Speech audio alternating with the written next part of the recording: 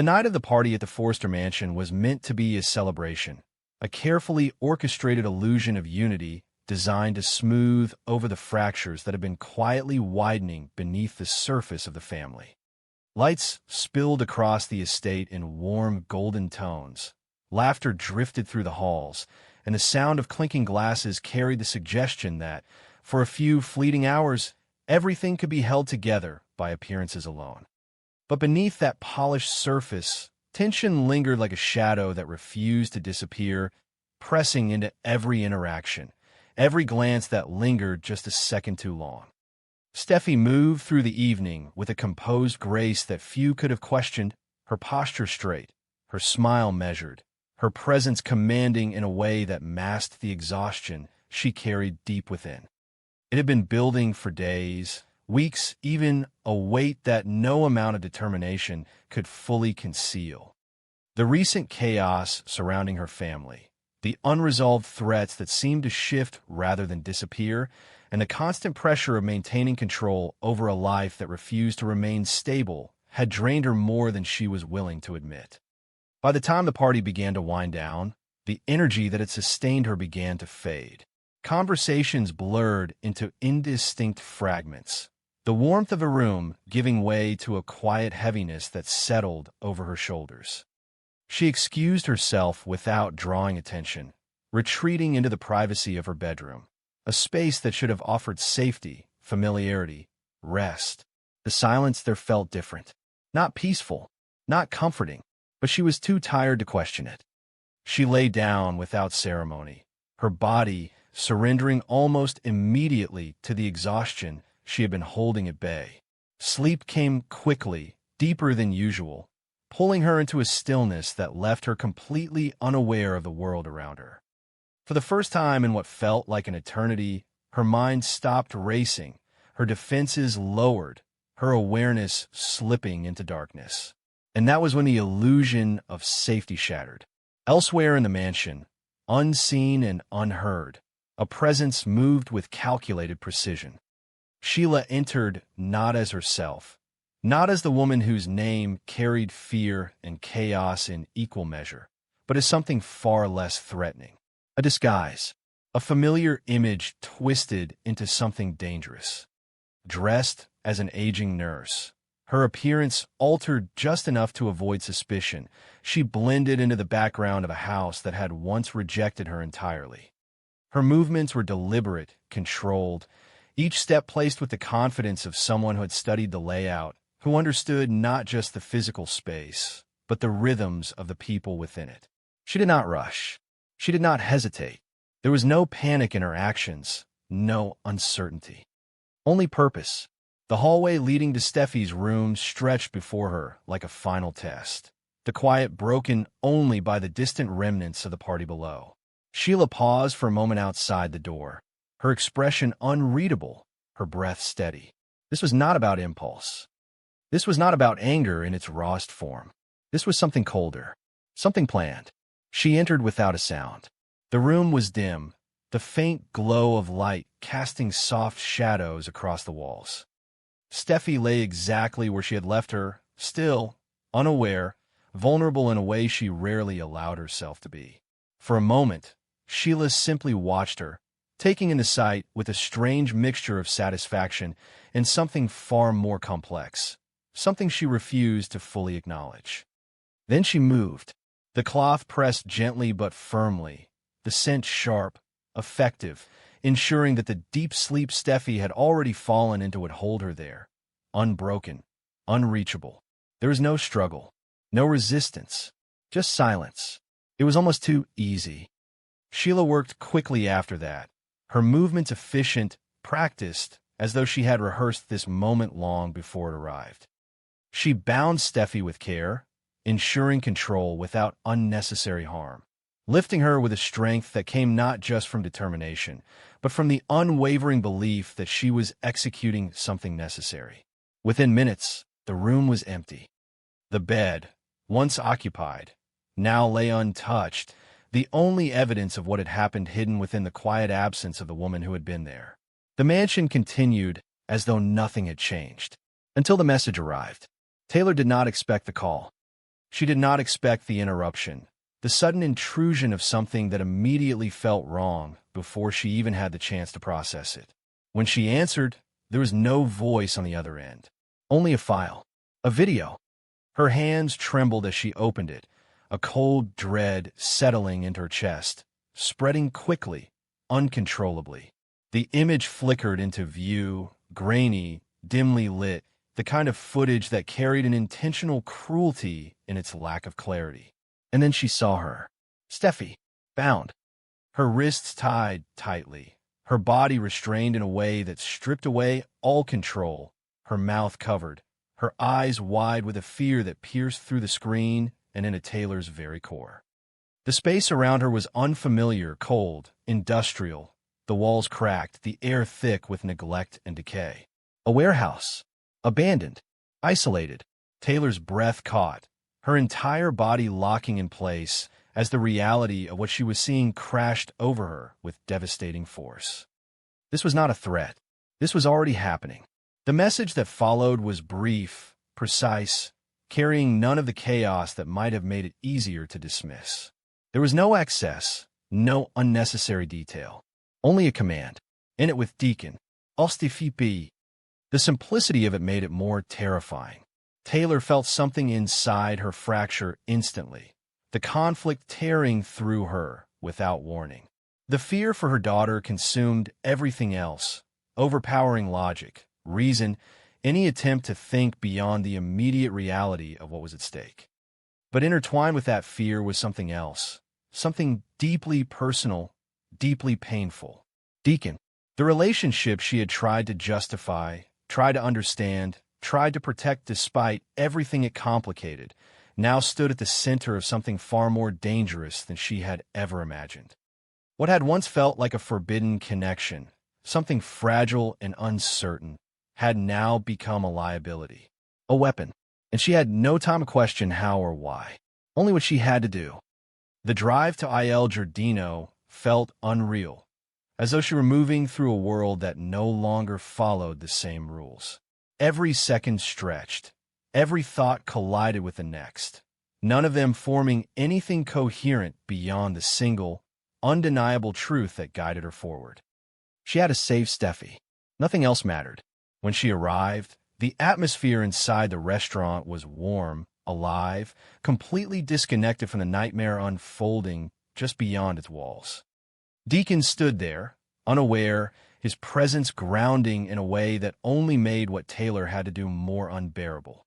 Hope and Liam were there as well, their conversation pausing as they sensed the shift in the air, the tension that followed Taylor in like a storm. She did not ease into it. She could not.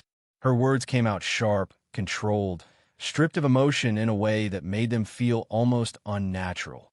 She told Deacon it was over, that whatever they had, whatever they thought it might become, had to end immediately. No explanation, no softness, no room for misunderstanding. The reaction was immediate. Deacon's confusion hit first, his expression shifting from surprise to disbelief in the span of seconds.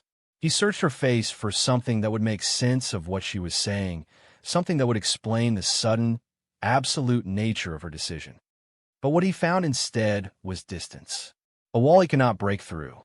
Hope and Liam exchanged glances, sensing that something was deeply wrong, though they could not yet understand what it was. The moment hung in the air, heavy, unresolved, filled with questions that no one was answering. Deacon's pain followed quickly, raw and unguarded, his voice breaking through the tension as he demanded to know why. What had changed? What had happened to bring them to this point so abruptly? But Taylor did not give him the answer he needed. She could not, because the truth was not hers to reveal, not without risking everything. And so she stood there, holding herself together with a strength that felt like it might shatter at any moment, forcing herself to remain distant, cold, resolute in a decision that was tearing her apart from the inside. Sheila watched it all unfold from a distance, hidden but present, her satisfaction quiet, contained, deeply rooted in the success of a plan that had been executed exactly as intended. There was no chaos in her reaction, no wild triumph. Only a slow, measured smile that reflected the precision of what she had achieved. She had not just taken Steffy. She had taken control. Back in the darkness of the abandoned warehouse, time seemed to stand still. The air was cold, heavy with the scent of dust and decay, the silence broken only by the faint, uneven sound of Steffy's breathing. She remained where she had been left, her body restrained, her awareness drifting in and out as the effects of the drug slowly began to fade. Confusion came first, then fear, and finally, the realization that she was completely alone.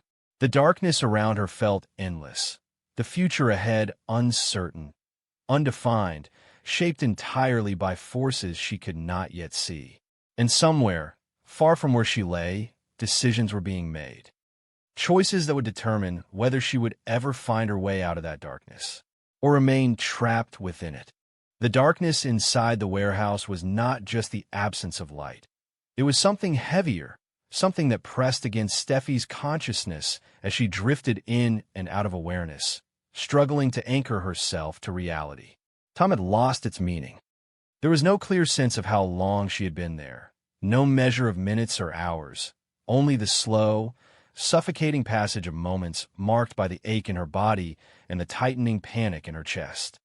The ropes around her wrists bit into her skin each time she shifted, a constant reminder that this was not a nightmare she could wake from. Her mind fought to piece together fragments of memory. The party, the exhaustion, the bed, and then nothing. A void where something should have been. That absence terrified her more than anything else, because it meant control had been taken from her completely, without warning, without resistance. But Steffy was not someone who stayed broken for long. Even through the haze of fear and confusion, something within her began to sharpen. Instinct. Survival. The same force that had carried her through every previous confrontation with danger now stirred again, forcing her to focus, to observe, to understand. The warehouse was cold, abandoned, the faint echo of dripping water somewhere in the distance creating a rhythm that felt almost deliberate. There were no immediate signs of movement, no voices, no footsteps. She was alone, at least for now. That realization did not bring comfort. It brought urgency. Meanwhile, far from that darkness, the consequences of Sheila's manipulation continued to unfold with devastating precision. Taylor had returned from Il Giardino with her composure barely intact, her body moving on instinct while her mind remained trapped in the image of her daughter bound and helpless. Every second that passed felt like a risk she could not afford to take. Every moment of inaction felt like a betrayal of the promise she had made, to protect Steffy at any cost. But the cost had already been paid. Ending things with Deacon had not brought relief. It had not brought clarity. It had only deepened the sense that she was now operating within a reality controlled by someone else's rules. Sheila had not just issued a demand. She had created a situation where every choice Taylor made would be shaped by fear. And that realization began to shift something inside her. Because fear, when left unchecked, could paralyze. But Taylor had not survived everything she had endured by allowing fear to dictate her actions. She began to think beyond the immediate command, beyond the surface-level threat. Sheila wanted control. Sheila wanted compliance. But more importantly, Sheila wanted to remain unseen, to operate from the shadows while others reacted blindly to her moves. That was her advantage, and it was also her weakness. Back at the Cliff House, Finn had already begun to notice that something was wrong. The absence of Steffy was not something he could ignore, not when it came without explanation, without any of the small details that would have made it seem normal. He retraced the events of the night, the last time he had seen her, the way she had looked, the exhaustion in her eyes. It did not make sense that she would simply disappear. And then the call came. Not a message, not a threat, just silence on the line, followed by a sound, faint, distorted, but unmistakable. A low, rhythmic echo. Water. Dripping. The same sound that now surrounded Steffy in the warehouse. Finn's expression shifted instantly, his mind connecting the fragments with a clarity that sent a chill through him. This was not random. This was deliberate. And whoever had taken Steffy wanted him to know it. wanted him to feel it. The realization hit with a force that left no room for hesitation. Sheila. The name alone carried enough weight to turn suspicion into certainty. There was no one else who would orchestrate something like this with such precision, no one else who would understand exactly how to manipulate the people involved, how to force them into positions where every choice became a trap. But what she wanted was still unclear. Taylor had already complied with the demand. The relationship with Deacon had been severed, publicly, definitively. And yet Steffy had not been returned, which meant this was never just about Deacon. It was something more, something deeper. And that realization brought a new kind of urgency, one that could not be contained by waiting, by following instructions, by hoping compliance would be enough. It wouldn't. Back in the warehouse, Steffy's awareness had sharpened further. The fog in her mind was beginning to lift, replaced by a clarity that made the situation more terrifying, but also more manageable. She tested the restraints again, more carefully this time, feeling for weakness for any give in the knots that held her in place. There was none. Whoever had done this had known exactly how to secure her. But no plan was perfect, and she only needed one mistake. Her breathing slowed as she forced herself to remain calm, to listen, to wait. Panic would not help her. Panic would only waste the time she might need later. She focused on the details instead, the sounds, the structure of the space, the faint draft that suggested there was an opening somewhere nearby. And then, faintly, she heard it. Footsteps. Not close, not immediate, but approaching. The moment stretched, every second carrying the weight of anticipation, of fear, of readiness. And when the figure finally emerged from the shadows, stepping into the dim light that barely illuminated the space, Steffy's breath caught. Sheila. There was no disguise now, no attempt to hide. Only the calm, controlled presence of someone who believed she had already won. Sheila studied her for a moment, her expression unreadable, her gaze steady, almost clinical in its assessment.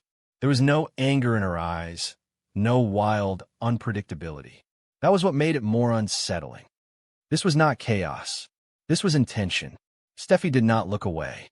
Even bound, even trapped, she held her gaze, refusing to give Sheila the satisfaction of fear. But beneath that defiance, her mind raced, searching for anything, any opening, any misstep, any detail that could shift the balance, even slightly. Because she knew one thing with absolute certainty. This was not over. And somewhere beyond the walls of that cold, empty space, the people who loved her were beginning to understand that as well. The game Sheila had started was no longer one-sided, and she had just made her first mistake.